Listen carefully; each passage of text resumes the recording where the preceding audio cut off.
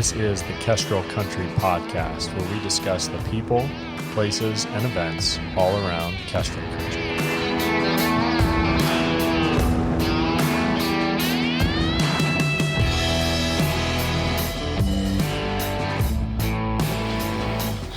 Stefan and Jason. Hey, thank you for having us. Yeah, thanks for coming in. Thanks for the coffee. Yeah, of course. The cup really matters. I came around. Yeah, so thanks for coming in. This is, the Kestrel Country Podcast. Our tagline, if you didn't know, is the people, places, and events all around Kestrel Country, which we define fairly broadly, but basically the region. So you guys are people in the region. Places, right? You guys have moved here from another place. Maybe talk a little bit about that, and then events. So today, what we're supposed to be talking about is, we can talk about whatever we want, but advanced Idaho and remote work. Both of you do some level of remote work. Yes. And I think one of the things I always like to hear about and to share with folks is like, okay, how did that happen, right? Where have you come from?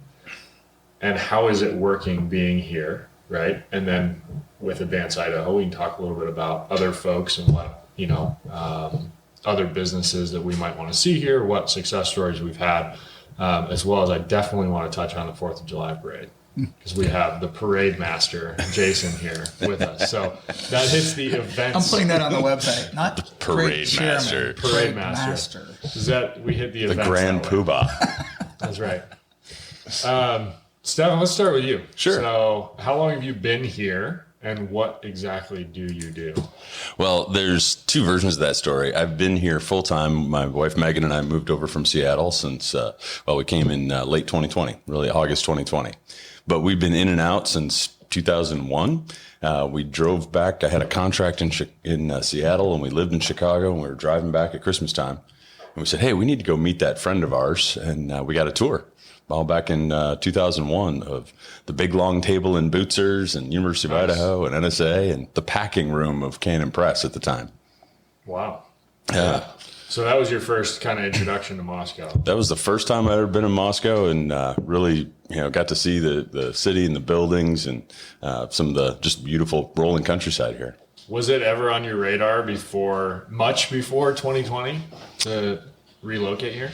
So I was working at Amazon from 2003, and so we were in Seattle, but we would come and spend nights to visit friends here. Our friend Dr. David Erb ran music camp, so we'd come over for the summer music camp. It's just I've been singing a long time, and the opportunity to have my kids do choral music. And we started counting the nights that we were coming over, and we looked for property over here. I think it was 2013-ish, found a small place. Then we started spending more nights because I've got a number of nieces and nephews running around town. So made it a lot easier to come visit family. We'd joke about coming from Seattle, across the misty mountains of the Cascades. And it was night and day. It was like going through a shade, because you'd go from the land of pho and all the water and wet and come out here and send the kids outside, say, hey, dinner's at 6, move the creek or something, have fun. Yeah, nice. So in 2020, what brought you, as far as work goes, you said you were at Amazon. Yeah. What are you doing now? So I separated with left of Amazon in 2019. And wasn't really sure after nearly 16 years at Amazon what I was going to do next. Could I be successful anywhere? And I had a few phone calls from different business connections. Hey, could you help us with? Would you be willing to do some special projects, help us with product management? Our company's grown. We think our old processes aren't necessarily scaling. We've gone from, say, 30 employees to 100 employees. And not quite sure what we should change, or we're trying to make a 3-year plan and see how our business could grow. I know you did a lot of 3-year plans and annual planning at Amazon. Would you like to talk to us about that? Or we're going to make a software product, or I kind of have really 3 or 4 things that I do for my clients. And so I started doing some of that consulting. And as COVID started to creep in, but it changed some of our education option for our kids. So my youngest, Maeve, she's 9 now. She has Down syndrome. And, figuring out how that works, how she mixes in. When we were aware of the Jubilee School here in Moscow, which does classical Christian education, but with integrated special needs. A number of students have some form of special needs, and we said, well, let's take a big road trip, summer road trip, and get out of Seattle, and interviewed with Jubilee at the time, and we just got off that interview and said, we've got to go. That's going to be a great place for Maeve, some of our other kids, to have a, instead of planning education kind of, well, what's going to happen this year? It was like, that's a place that understands how to work with Maeve, and she's going to love it there. So Jubilee was kind of the trigger for us to go, we better look for a house. Yeah. That was a fun road trip because I think we worked with you, Mike, from Chicago and bought a house sight unseen. I think you sent us some pictures. We did a quick, live walkthrough. But we bought the house from Chicago. I think it kind of went down.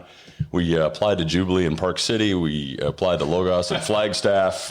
Bought a house from Chicago.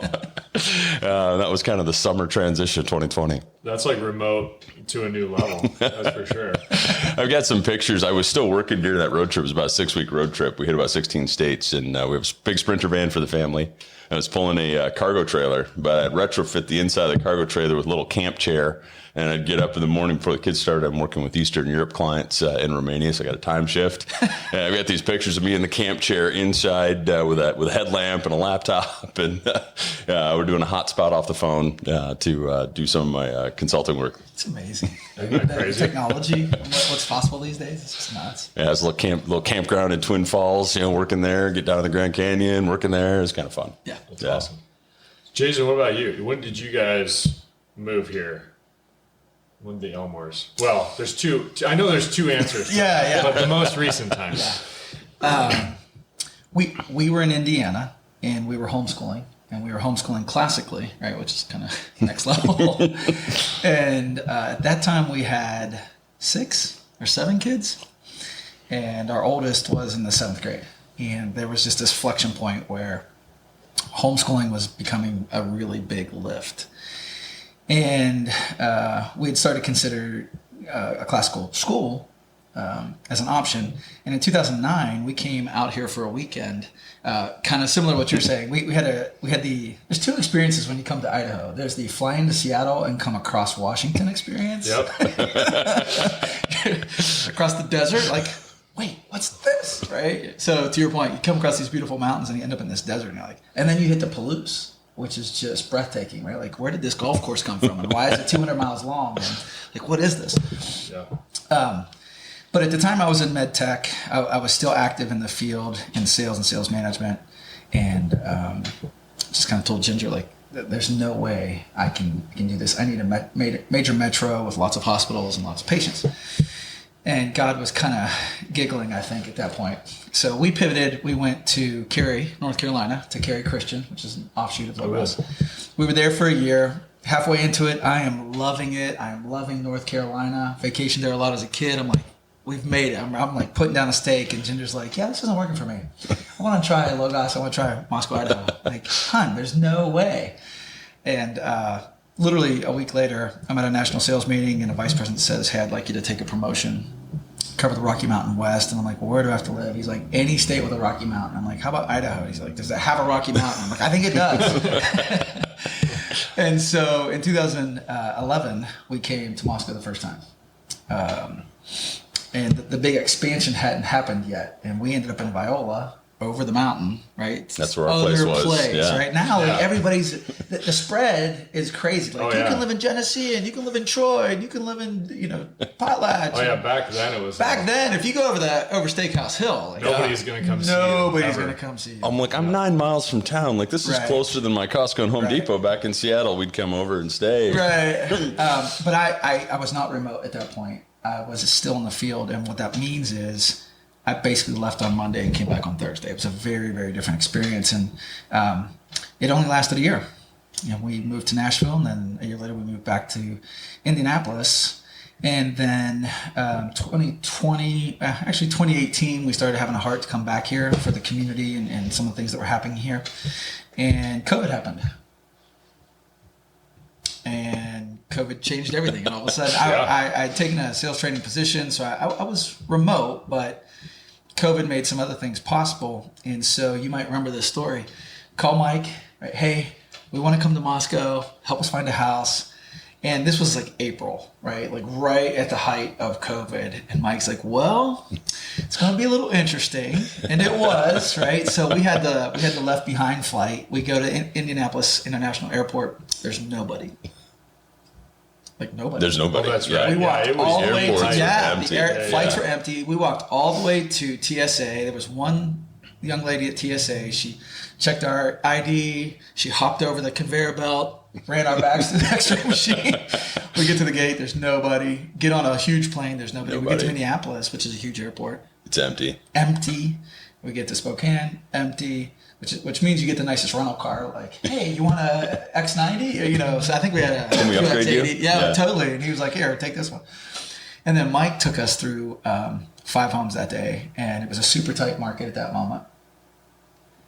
We literally looked at mobile homes all the way up to, B Street, is it Fort Russell? Yeah, Fort Russell. But, and Mike was awesome because it was, you're going to have to wear a mask, you're going to have to wear booties, you're going to have to wear gloves, and oh, by the way, like 3 of the homes are not letting you come in.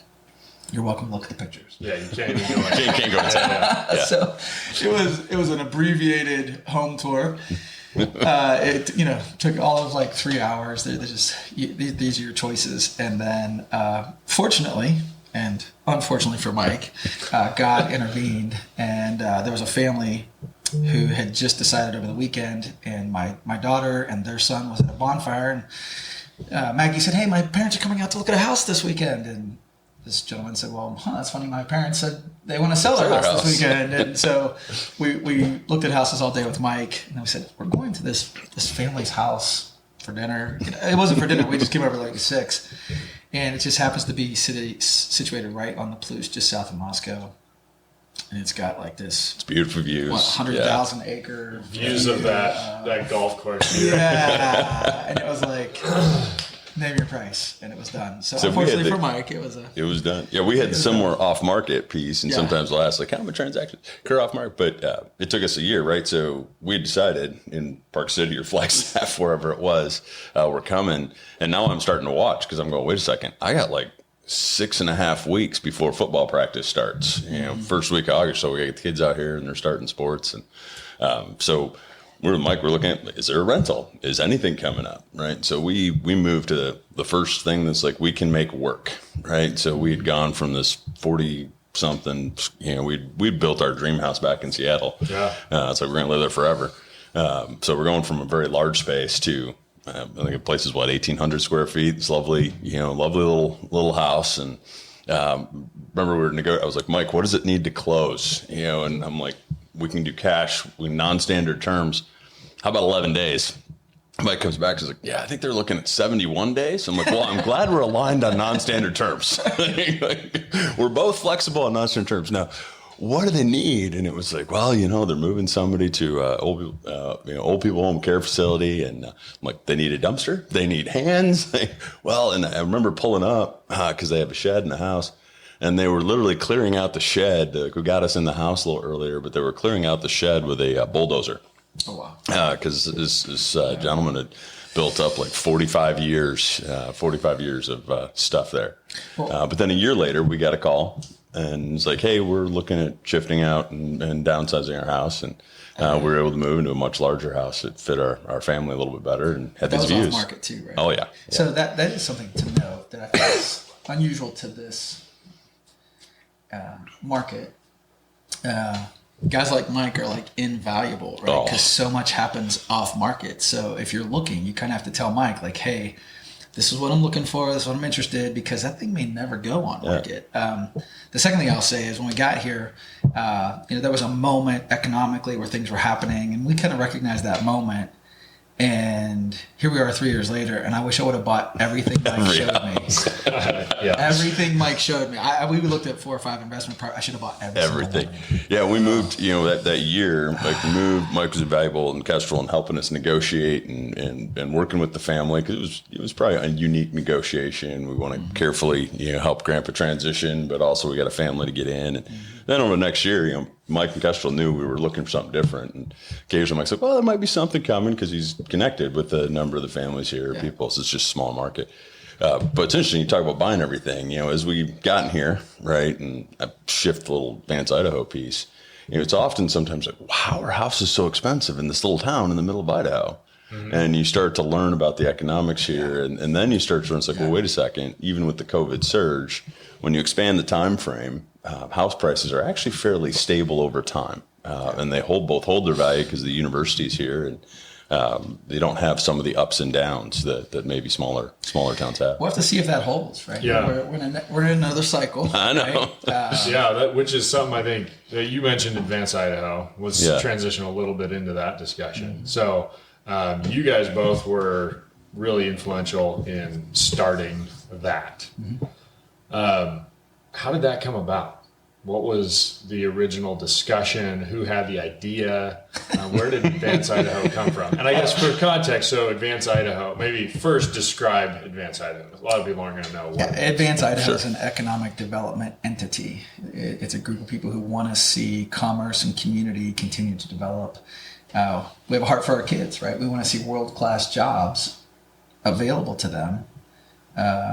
In this community, what we saw back in 2009 and the other times when you were here, there was a little bit of an exodus. People would come here, get a fantastic education, 100%, right? U of I, NSA, and then leave. Yep. Right. There just wasn't a lot here, and so anything we can do to encourage commerce here. I've worked a ton in the California area, and so immediately. The main street of Moscow, especially with the lighted trees and all the thing, I'm thinking Los Gatos, I'm thinking Palo Alto, some of these towns where people love to live because there's this charm to this community. And then when we came back in 2020, economically, Moscow had taken several steps up. The main street had nice restaurants, it had wine tasting, it had what just happened? I remember in 2009 when I was here, it was like Subaru, old Subaru, older Subaru, older Subaru. And Truck. when we got here, Truck. Right. And then when we got here in 2020, I was like, what's that Lexus doing here? Where'd that Beamer come from? Is that a Porsche? It just economically, things had taken a big step up. Those 10 years have been really good to Moscow. I was here that whole time, so I've been here, as of this fall, I will have been here for 20 years, which is kind of crazy. But it was slow to a lot of us who were here, right? Of just slowly happening, slowly having that change. But I imagine having been gone for 10 years, it would be incredibly stark. Because it was. I mean, I remember when Catherine and I got engaged and married and everything else, there was basically one restaurant. Right. There was the Red Door, right? That was the only real nicer restaurant in town. And all of a sudden, it's like, where do we want to go? What's the list? Right. Of There's places? choices. I mean, it's when we were here in 2009, the Walmart did not come to Moscow. It ended up over the border. Over the border. Yeah, that's right. Yeah. Now you got Target. You got Target, Walmart, Costco, all within striking distance. Home Depot. And that does make it part of the unique space. I was talking with Brian Points yesterday. We were starting to list out some of the factoids so we can build kind of the fact sheet, because we would come from Seattle, and so we weren't kind of having the full decade of gap, but we'd come every quarter or so and come for the music camp, and we saw it. So like, hey, there's actually more choices this year. There's more places to go. And I did a tour of all the parks. There's 30 some odd parks here. It's nuts because I had kid duty for mornings during music camp. So we're giving all the parks Amazon score ratings. But you get some of the perception as well. And so it's another thing that factored into Advance Idaho. You come from Seattle, and they'd have people come to Wazoo and oh, yeah, it's all, you're out in farm country. And you're like, well, wait a second. With the universities here, there's actually a real lot of number of educated people. Right. Mm-hmm. And then it's over 15% have a master's plus in something because of the universities. And it's not just, the agriculture of wheat and lentils and the food that's grown here. Ships out, you found out has an international port, down Lewis. We're shipping hay out to Japan to bring Wagyu beef back. And it's wait, I go to Home Depot in Seattle, and that fence post there's timber here because we're on this really beautiful edge into the timber country of the Rockies, and I came from college. That said, but when we both got here, the first thing is we went looking for certain where's the incubator with the college? Where's this? Where's that? And we just immediately started.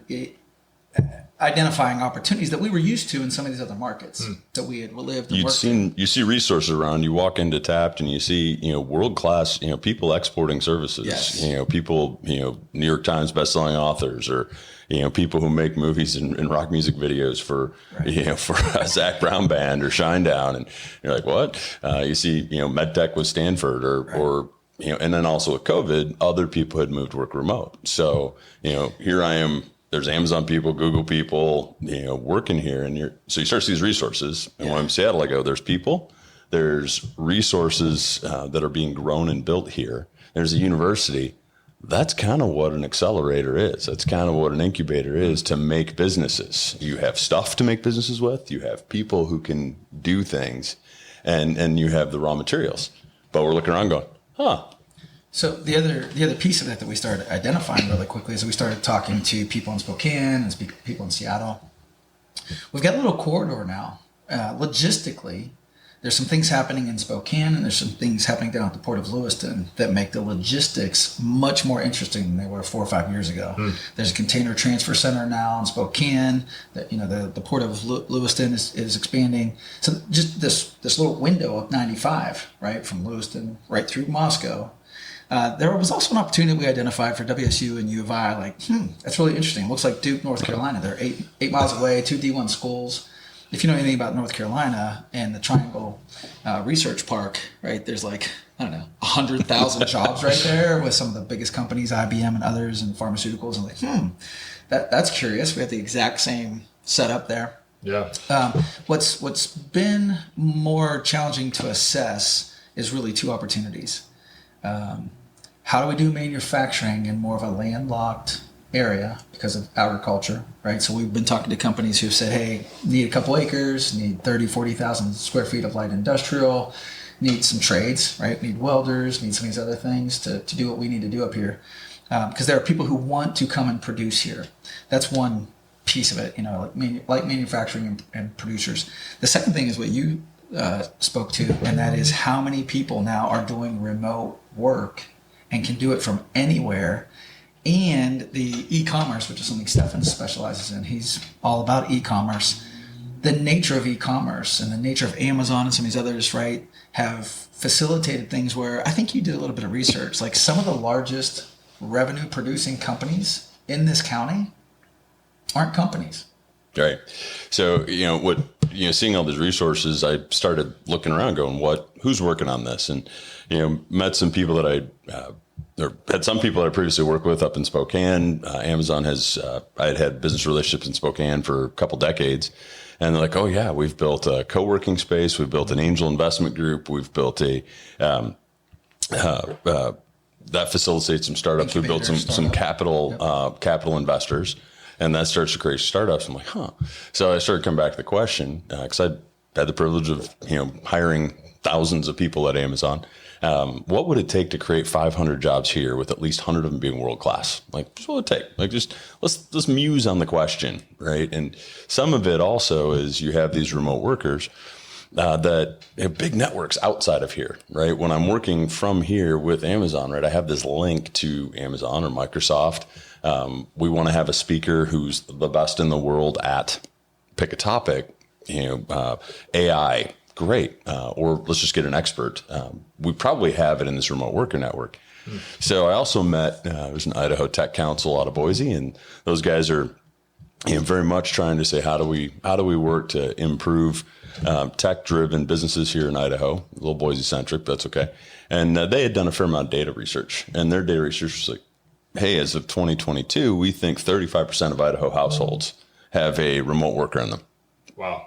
So but now there were also some e-commerce businesses that were generating some ridiculous revenues from their backyard in the middle of Wall Country and Deary. What were you telling me about Well, that? I worked in part of my roles at Amazon have been Amazon third-party marketplace. So the small business sellers. Best way to shop small business is arguably Amazon, because over half the stuff sold on Amazon is from a small business, from a third-party seller, which is under 50 million. And 50 million may sound like a lot, but it's also 10 million or 20 million is maybe 5 to 10 people is not uncommon. And I had done some zip code studies and work, and there's just a disproportionate number in North Idaho of third-party sellers that had just really hustled and, multi-million-dollar businesses, whether it was they'd come up with a spatula or they were doing used books. So Bull Rush Books has been a great, you were showing me some for a while. companies where they don't ever touch the product. Right. They're generating millions in revenue that generate economy in our state, just transacting. They're not touching the product, but they are the sellers linked to Amazon and other places online. Like I said, some guy in like Princeton is doing like $4 million in revenue, never touching the product. It's crazy what's possible now. Yeah, so you can do these broker connections where you have a product idea and you get it designed not here, or because it may not be something to build here, and then you have it sent into an Amazon warehouse or another warehouse that'll ship to your final customer. The other thing that we saw in COVID, similar to Stefan, myself, executives who have built up good resumes, but were looking for a little bit of different lifestyle or some different life goals, who took their expertise, brought it to places like this where they could do the fishing, do the hunting, do the hiking, enjoy the Northwest. We have dozens of mountain bike trails 5 minutes from town. But they're exporting expertise, so if that makes sense. So they're bringing revenue, they're bringing economy here, but they're exporting their expertise. That's a whole economy that's really hard to get your arms around. I know Brian Points is doing some research, like economists and others and economic developers are trying to get their arms around how do we capture that, because it's not as easy as seeing a storefront on Main Street, but it's happening. So when you have, say, 35% of households and they're working remote, it changes a little bit. And so that took a little bit of, as again, Vance Idaho started with the one question of what would it take to create 500 jobs here? And how do we help businesses expand and move here? Yes. I also had the privilege, like wages are different in different places. And previously in tech, you often think, I'm going to get a less expensive or a lower cost software developer somewhere else in the world. And we had just had a 9-figure private equity acquisition in our little 35,000 person town of a company been here about 20 years. MZ was purchased by KKR, but their data looks at job postings. And so I was like, wait, I'm curious if it really is true that I'm better off going to Poland or Argentina or India for a software developer versus what I can find here. Because, there's different strata across the United States as well, but we have a D1 school. We got people graduating with a computer science degree, and it may not be a MIT computer science degree, but it's solid, and there's some expertise here. I worked with U of I engineers at Amazon, and sure enough, I can look at I can start selling to companies. You can put jobs here, be in the same time zone or at least only one time zone away, speak American English, have the same context, and all of a sudden that's a better use of your budget. Or if you're a startup, put that here and save 20 to 30% off of what that role would cost in a Seattle or in certainly a Seattle, San Francisco, Chicago. A role or even, contract work, that kind of gig work in that tech space seems to have been normalized a little bit more over the last few years. As somebody who is like a complete Luddite, I know nothing about tech, but just seeing it from my perspective is like, I would describe it in a very ham-handed way of like, what's happened in Moscow over the last 10 years, your time gone and then come back. And it was like, well, the internet. I mean, the internet's been around a long time, but it's kind of true. Moscow felt like it was often, or for a long time, landlocked, as you mentioned. And it really is in a lot of ways physically. But one of those changes has been that advent of remote work and technology and just the normalization of it through COVID and everything else, to where all of a sudden, Moscow, you can export so many things, whether it's your talent, your expertise, your experience, all of that, and be in this small town. I mean, Wall Street Journal has been running headlines on that the last number of years for towns all over the country, upstate New York or wherever, that are seeing these booms of people who want the quality of life, who want some of those things of a small town, and all of a sudden it's much more feasible to do it. And whether you're working 3 or 4 jobs, kind of gig economy wise, or you're just full-time remote somewhere else, we've seen that huge boom from it.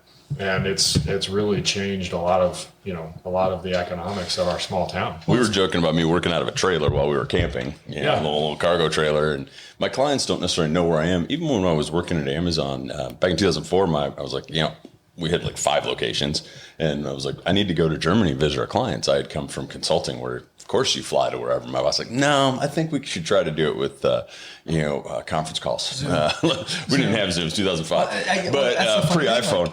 But let me just nobody knew what Zoom was. Right, nobody knew what Zoom was. But then, as I managed teams at Amazon in 2015, 16, pre-COVID, we just got used to teams being everywhere. And so, nobody necessarily, every meeting was somewhat normal. So COVID hit, I felt like I had a little bit of a head start where people didn't necessarily know where I was. My office is just another building in the big campus. And now my kids joking about I kind of want to put up a map, like my Outlook calendar. I want to add the location flags of where my meeting is. Like, well, we start this morning in Bucharest, Romania, and then we're going to go to Vilnius, Lithuania, and then we're going to pop over to Seattle. And instead of my Outlook just kind of being meeting, it's almost fun to look at the where locations all being serviced from Moscow, Idaho. Right outside these lentil. Let's go back in and address another piece of your question. So there are a couple guys with Advanced Idaho, like Stefan and myself, who came from somewhere else. But the majority of the board is actually experts and entrepreneurs from right here. And that was critical, right? People who understand the market, understand what's here and what can be done. So that's the accurate description of Advanced Idaho. Some of us are from outside, bringing networks and other experiences, and quite a few are from here. And there's just a wonderful entrepreneurial environment here. So you get the charm, you get the commerce, you get the community, you get the small town benefits, you get the Northwest outdoor lifestyle benefits. It's a really attractive package. The question is, how do we bring the 500 jobs? So it's been fun to keep using that question over the past few months. What we've started to center around is, how do you bring that external expertise and the external networks to invest and focus here? And so we've done 2 of these now, but having kind of a TED Talk style. We've got Tennecore here, which is on the Last Castle Country podcast, and recent one, and Jeff's in less than a decade built a multi-million-dollar business, and now it's based out of Moscow, Idaho. It's world-class expertise. It supports the best security services and best armed forces around the world, and some of the best shooters with their products based here. And that story of how you built that lets us also prepare students who are here. Right. And so now we bring that world-class expertise to say, hey, here's how you grow some skills. You can be exposed to this without having to go and come back. Let's highlight those skills here. Right. So you can come to a series of our skills talks and really fill up a little notebook of a mini MBA of skills, what's sales, what's e-commerce growth, what's startups. That's been great. And then we also want to create events that give external people not from here something to focus on, and a community focus to give back the community or highlight the community we have here. And so I know we've been, last year we had a 4th of July parade. Like, how does Advanced Idaho, want to focus on a 4th of July parade? Well, you get all those communities coming together, and you're like, wow, it's a pretty interesting place. So Mr. Poobah, the 4th of July parade. That gets at one. I just want to tee that softball up there for you. Yeah. Where'd that idea come from? Well, that gets at something else. So we do have a Chamber of Commerce. We do have a couple other entities here that are economic development in nature. But Advanced Idaho just looked to fill some of those gaps. We want to recruit businesses and bring those here. Yeah. So we do want to partner with these other entities, but we do want to fill the gaps. And one of the opportunities we uncovered was, where's the 4th of July parade? Coming from the Midwest, we were part of a very, very small town, little farm town, no stoplight. It was that map dot town. But they had 100 tractors in their 4th of July parade, and it was a big deal to come out for the 4th of July parade. And for various reasons, there hasn't been a 4th of July parade in Moscow for 20 years. But historically, this has been it was huge. A huge thing. Yes. Right? Back when nobody was here. 1920s, right? 9,000 people at a 4th of July parade for 3 days, or 4th of July celebration for 3 days. That's amazing. That's a ton of people at that time period to be here, right? So we actually found out there was a tremendous tradition and history here in Latah County. And so we said that's a great way to bring people together. Commerce and community, that's it. that's a great way to go. And so we did 2,500 plus people came out. I heard 4,000. So Chief Fry was willing to go like 3,000. It went off really well. It really did. And so we were very pleased. Listen, it's family. It's for kids. It's a chance to honor veterans. It's a chance to celebrate the freedoms that we have. It's just a really good patriotic event. And it did serve the local businesses in the downtown Moscow area that were able to benefit from it. So we really appreciated the opportunity to partner with local businesses who sponsored, and then the other entities that participated. Last year, it was a little bit of a last minute thing, so it was a huge victory because it was kind of last minute. We pulled it off. 57 days to a 4th of July parade. So it was all hands on deck, just a super group of people that came together to pull that together. This year, we're way ahead.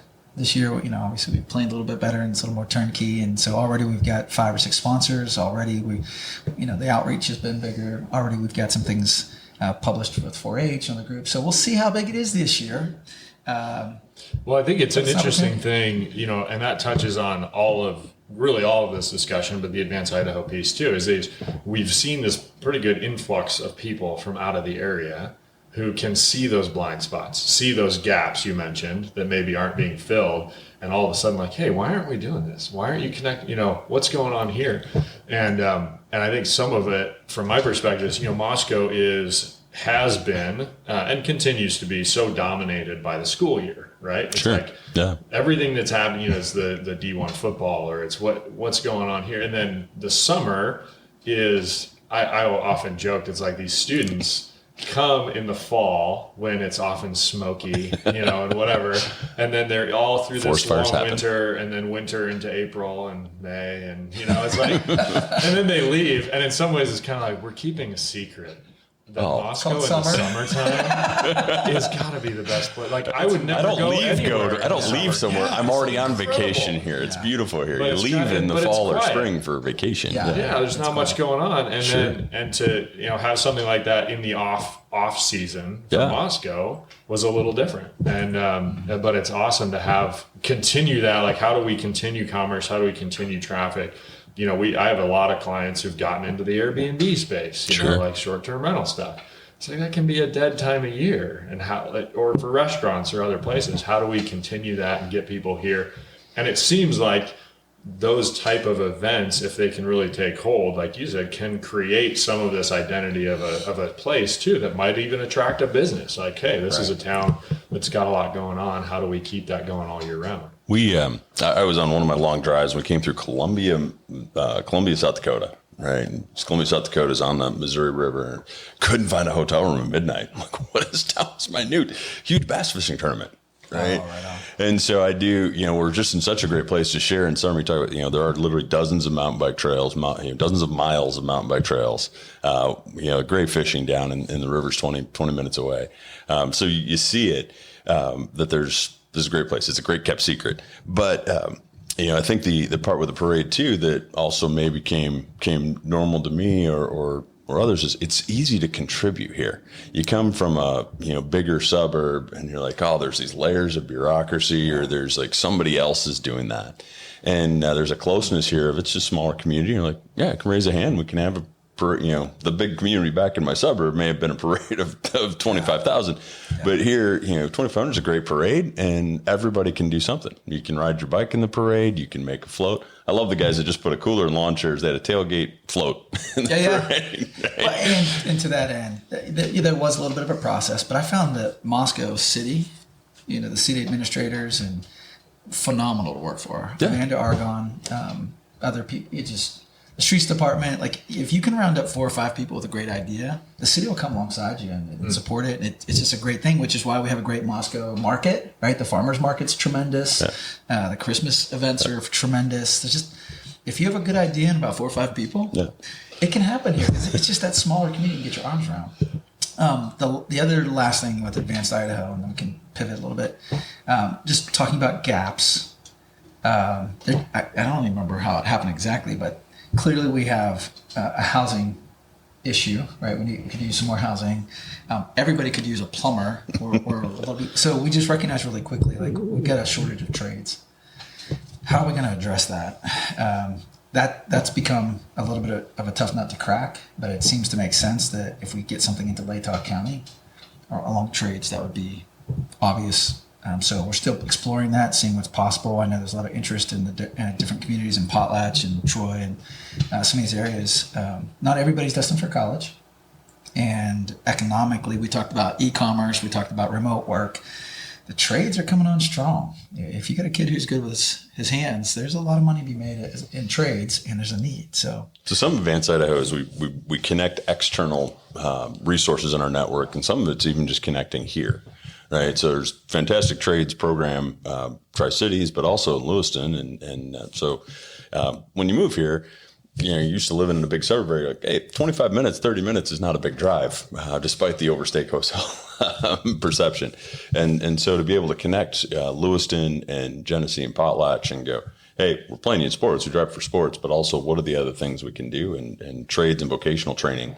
So sometimes we're just connecting people as Advanced Idaho. Right. Go, let's have a conversation. How do we get you up? How do we build something together to see if we can fill that gap of and create an economic opportunity of vocational trades.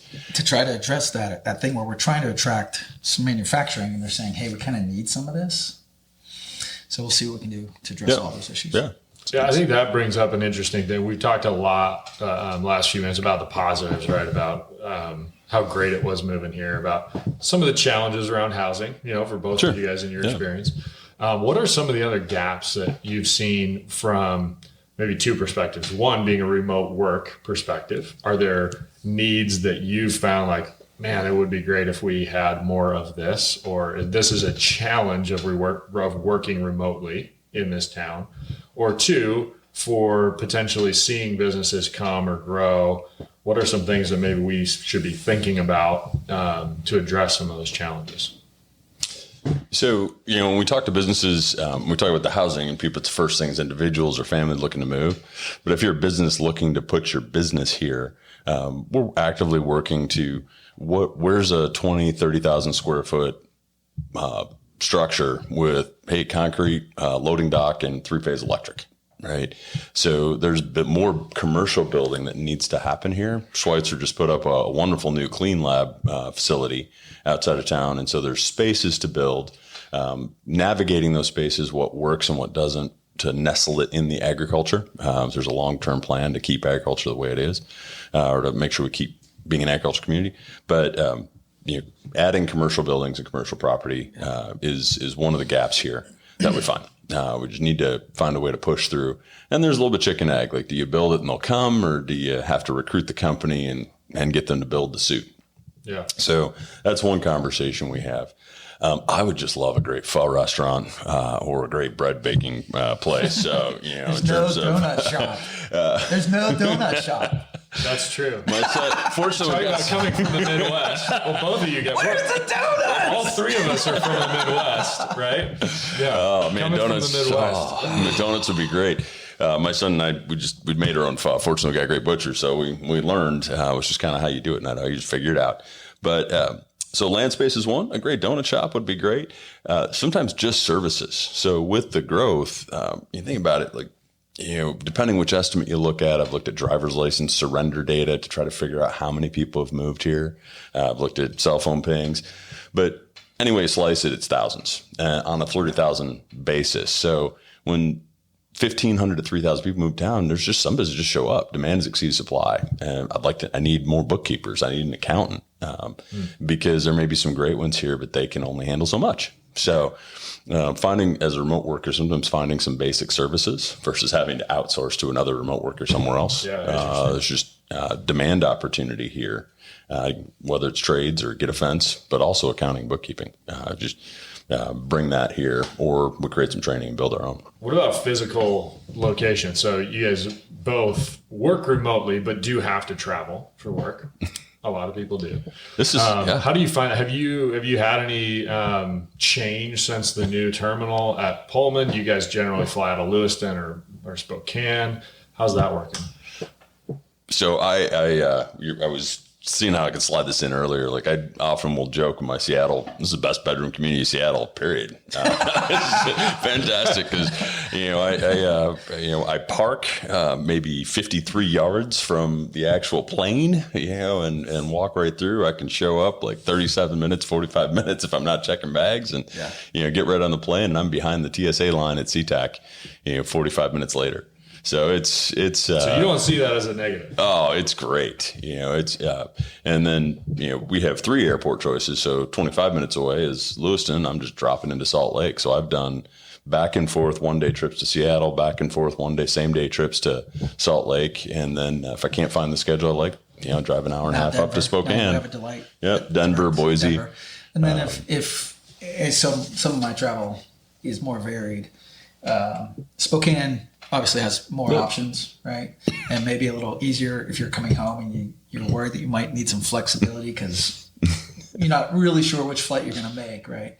But it works well. Yeah, you sometimes have to, do the, hey, I got to get up at 3:30 in the morning, drive to Spokane. But, I'll make that trade to have my kids ride their bikes around town and play sports with their cousins. Yeah. And that's an easy trade for small sacrifice with pretty minimal on the professional need I can get. So for the last 2 years, one of my startups, we would have it's all remote. We would have a monthly meeting. I had partners in Seattle and San Francisco and LA and Austin and Dallas. And we just pick somewhere and fly to it. And so it is nice to get rid of the prop planes. Yes, the jets. We have a legit jet. It's a legit jet for every flight to Seattle. Yeah, that's been nice. It's been a really nice upgrade. Yeah, good. Anything else that you guys want to share about remote work or Advance Idaho? Kind of closing thoughts, so to speak. I would say one of the biggest benefits is the smaller community and the ability to grab coffee. So I had been working remotely for a med tech corporation for the last 5 years, and then in October decided to go consulting on my own. Right. I grabbed lunch with 10 guys in 2 weeks. It was coffee or lunch with 10 other entrepreneurs and just took notes for hours. Like I have a notebook full of notes because there's so many entrepreneurs here. There's so many gifted and talented people here. It was just amazing. But that you can get your hands on them real quick and you get to them real quick. And grabbing coffee is super easy here. There's some fantastic coffee shops, but just the ability, you and I just did this on Friday. He and I got together because I was revamping my marketing plan. Got together with Ryan Smeets to revamp some things. Like the ability to grab talented people and trade ideas, improve, collaborate is amazing here. Yeah. It's one of the best things. Remote work can be super isolating if you think it was like I'm working in this basement closet that I've converted into an office. But I can compare somewhat having a network and having support or people to bounce off of or just what else is going on.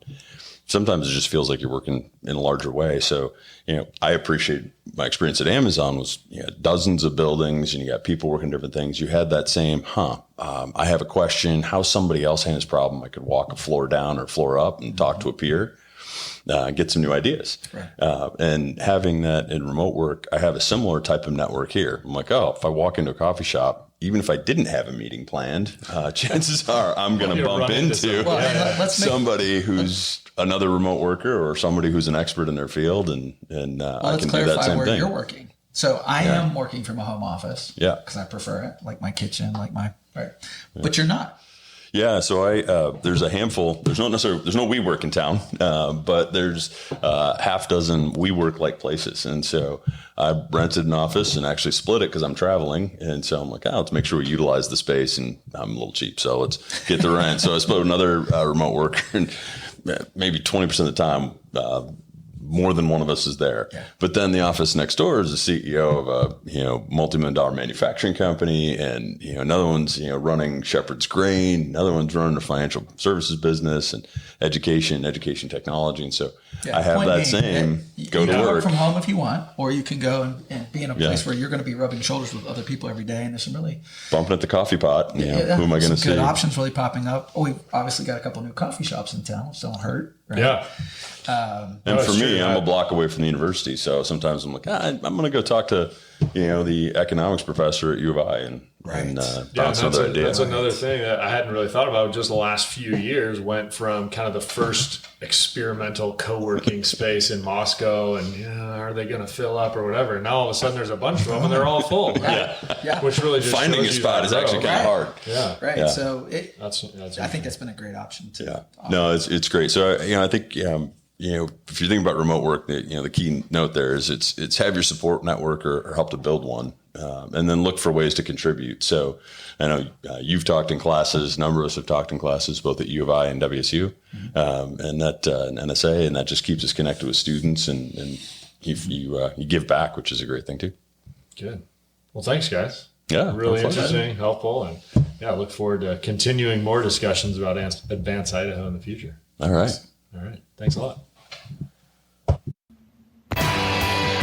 Thanks for joining us. Like, share, subscribe. We'll see you next week.